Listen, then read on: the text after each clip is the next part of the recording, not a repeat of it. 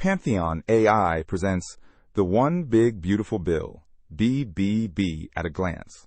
Hey everyone, and welcome back to the show. We've got a really interesting and honestly pretty significant topic to dive into today.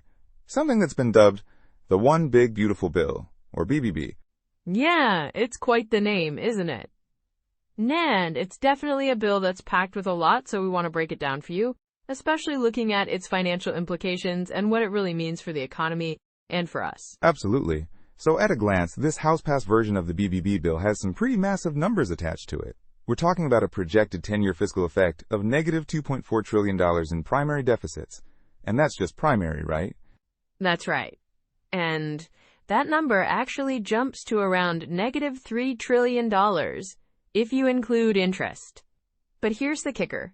If some of the temporary provisions in it are later made permanent, that cost could balloon to a staggering negative $5 trillion.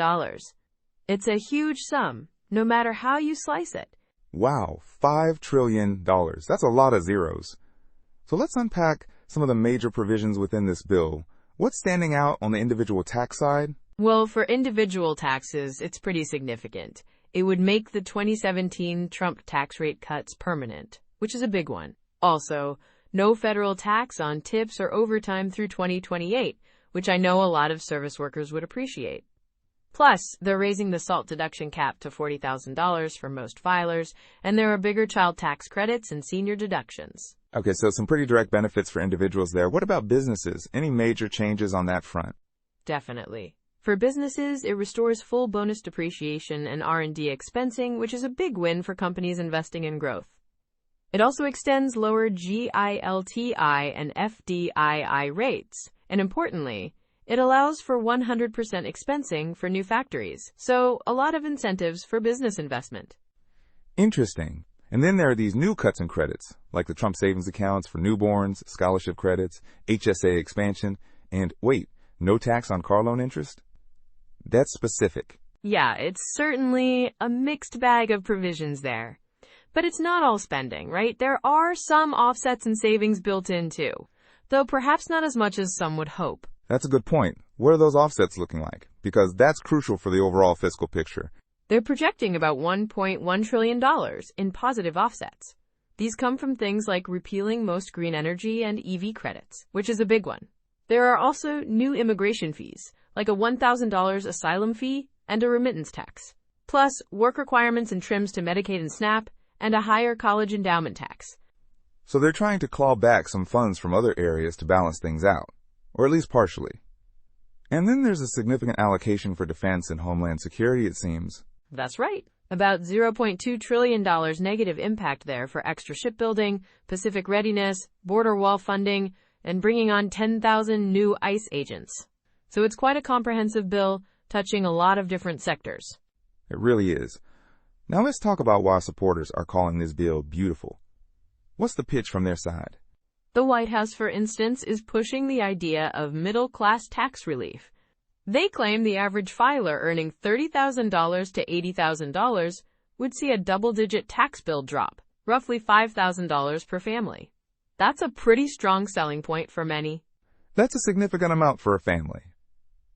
And then, that no tax tips and overtime provision, that's a direct nod to a Trump campaign promise, right?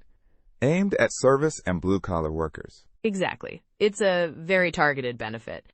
Beyond that, there's a big focus on border security, finishing the wall, adding 701 miles of primary barrier, and funding 18,000 new CBP and ICE officers. That's a huge part of the beautiful narrative for many. And it seems like there's a strong energy and deregulatory push within this too. Repealing green credits, opening federal lands for drilling, speeding up permitting. That's a clear signal. Definitely. It's a stark contrast to previous environmental policies. And then, of course, the Made in America incentives, like 100% factory expensing and that full deduction of auto loan interest on U.S.-built vehicles. That's designed to boost domestic manufacturing. Right, and the work requirement expansions for Medicaid and SNAP, which are framed as deficit reduction and promoting the, quote, dignity of work. So a lot of different angles being played there to garner support. Absolutely. But, as with any large bill, there are significant criticisms. And some of these are really concerning, especially when you look at the fiscal implications. Let's get into those. What's the main critique we're hearing? The biggest one, and it's hard to ignore, is that it blows up the deficit. The CBO says it adds $2.4 trillion to primary deficits, or $3 trillion with interest. And if those temporary cuts become permanent, we're talking about a $5 trillion hit. That's just massive. Let's circle back to our initial numbers, making it very clear. And that leads directly into the next criticism, the interest cost spiral. At today's 4.5% Treasury yield, we could see net interest payments exceeding $2.2 trillion a year by 2034, potentially swallowing up about 30% of all federal revenue. That's alarming. It really is. That's revenue that can't be used for other critical programs. Another significant criticism is the idea of regressive benefits. Critics argue that the permanent TCJA extensions and estate tax hikes actually tilt gains towards upper-income households, labeling it a quote, reverse Robin Hood situation. So, despite the talk of middle-class relief, some believe the biggest long-term benefits go to the wealthy. And what about Medicaid and coverage losses? That's a huge social impact. The CBO projects that the work rules combined with lower funding could drop over 10 million people, many in red states, from Medicaid. That's a significant number of people losing access to health care coverage. That's a tough pill to swallow for many. And then, of course, the climate rollback. Repealing EVs, solar, and other clean energy incentives, just as global competitors are doubling down, that could put the U.S. at a disadvantage, right? Exactly. Analysts are warning it could cede market share to countries like China and the EU. And on the immigration front, those new fees and the detention buildup, like the $1,000 asylum fee and capacity for 100,000 detainees, are drawing pushback from human rights groups and even the business community. So, a lot of different groups have concerns. And finally, the criticism that there are no hard pay-fors.